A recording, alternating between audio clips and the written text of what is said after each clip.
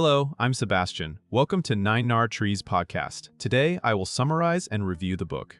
The new map, Energy, Climate, and the Clash of Nations by Daniel Yergin examines how shifts in energy supply, technology, and geopolitics are reshaping global power. Building on his long-standing work on oil and international affairs, Yergin connects the shale boom, the rise of liquefied natural gas, and the strategic contest among the United States, Russia, China, and key Middle East states. The book frames energy not only as a commodity story, but as a driver of national security, economic resilience, and diplomatic leverage. It also places climate policy and the energy transition at the center of future competition, showing how decarbonization goals intersect with real-world constraints like infrastructure, affordability, and reliability. Rather than treating energy and climate as separate debates, Yergin presents them as an integrated map of interests and vulnerabilities. For readers trying to make sense of headlines about pipelines, sanctions, critical minerals, and net zero commitments, this book offers a coherent narrative of why energy remains a defining force in global affairs. I will give you key takeaways from this book. Firstly, energy is geopolitics, power, security, and statecraft. A central theme is that energy markets are inseparable from national strategy. Yergin explores how access to oil and gas, control of transit routes, and the ability to influence prices can translate into diplomatic leverage and security advantages.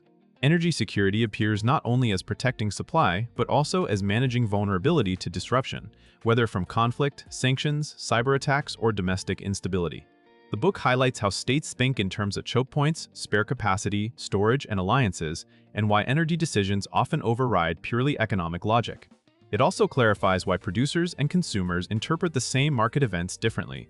A price spike can be fiscal relief for exporters and political crisis for importers. Through this lens, infrastructure projects such as pipelines and LNG terminals become strategic assets, while sanctions become tools that reshape flows and alliances. The result is a practical framework for understanding why energy policy is rarely just about efficiency or emissions. It is also about sovereignty, deterrence, and the constant balancing act between dependence and autonomy in a world where the flow of molecules and electrons affects the balance of power. Secondly, the shale revolution and the reordering of the oil and gas world. The book explains how the U.S. shale boom transformed global energy assumptions by turning a major importer into a leading producer, an influential exporter, and influential exporter. This shift altered relationships within OPEC and between OPEC and non-OPEC producers, changed expectations about scarcity, and introduced a new kind of supply that responds faster to price signals than many conventional projects. Yergin ties this to broader consequences, new trade patterns, domestic economic impacts, and a recalibration of foreign policy priorities. He also looks at the competitive dynamics created by flexible shale production, including price wars, investment cycles, and the challenge of maintaining profitability while sustaining output. The discussion extends to natural gas, where shale unlocked abundant supply and helped expand LNG, enabling countries to diversify away from single suppliers. At the same time, the shale story illustrates limits and trade-offs, including environmental concerns, regulatory pressures, and investor demands for capital discipline.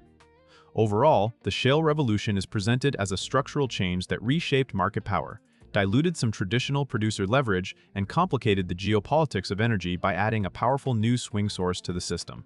Thirdly, Russia, Europe, and the strategic use of energy. Yergin focuses on the long-running entanglement between Russian supply and European demand, showing how geography, infrastructure, and history created deep interdependence. The book describes why pipelines matter strategically. They can lock in long-term relationships, reduce flexibility, and create political flashpoints over transit states and contract terms. Energy becomes a tool of influence not only through outright cutoffs, but also through pricing, timing, and the signaling power of infrastructure decisions.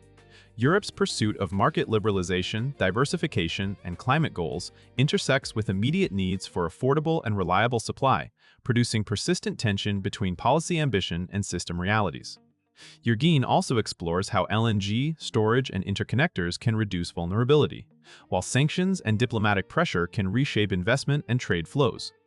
The broader point is that energy dependence is not a static condition.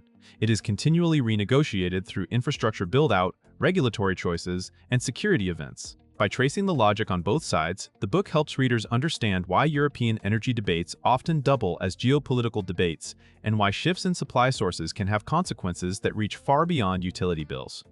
Fourthly, China and the new great game for resources and routes. Another major topic is China's approach to energy as a foundation of national development and geopolitical ambition. Yergin outlines how China seeks to secure supply through diverse import sources, long-term contracts, overseas investment, and the development of strategic transport routes. This includes attention to maritime chokepoints and overland corridors, and the way infrastructure, finance, and diplomacy can work together to reduce perceived vulnerability. The book also links China's energy posture to industrial policy, highlighting the importance of manufacturing capacity and control over key parts of supply chains. Even as China scales renewable energy and electrification, its near-term demand for oil and gas remains significant, creating a dual strategy: accelerate new energy technologies while safeguarding conventional supply. Yergin frames this as a competitive landscape in which the United States and its partners respond with their own alliances, trade policies, and security commitments. For readers, the value is in seeing energy not as a narrow sector, but as a core arena of strategic competition, shaping everything from shipping and infrastructure to technology standards and the politics of resource-rich regions.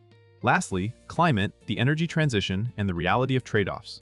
The book treats climate change and the energy transition as defining challenges that will reshape markets and politics for decades.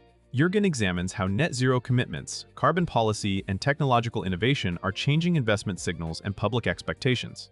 He emphasizes that transitions are not instantaneous substitutions. They involve complex systems where reliability, affordability, and scale matter. This means that decarbonization is likely to be uneven, with different countries moving at different speeds based on income levels, resource endowments, and political constraints. The discussion highlights the role of natural gas, renewables, and electrification, while also acknowledging the continuing role of oil in transportation and petrochemicals. The book also points toward new geopolitical pressure points created by the transition, including competition for critical minerals, the location of manufacturing capacity, and the security of electricity grids. For readers, the core takeaway is a balanced view of ambition versus implementation. Progress depends not only on targets, but on permitting, supply chains, infrastructure, innovation, and public acceptance. The energy transition becomes a new map of winners, losers, and contested priorities. In conclusion, this book suits readers who want a clear, big-picture understanding of how energy and climate shape world politics, including policy professionals, business leaders, investors, students, and informed general readers. It is especially useful for anyone who follows international news and wants to connect seemingly separate stories such as sanctions, pipeline disputes, LNG expansion, industrial policy, and net zero pledges into one coherent framework. The practical benefit is better decision-making. You gain vocabulary and context to evaluate risk, spot strategic incentives, and understand why governments and companies behave the way they do when crises erupt. It also helps readers think more realistically about the energy transition by emphasizing constraints, timelines, and system complexity rather than treating decarbonization as a simple swap of technologies. Compared with many books that focus only on climate policy or only on oil geopolitics, the new map stands out for integrating the shale revolution, great power competition, and the transition into a single narrative.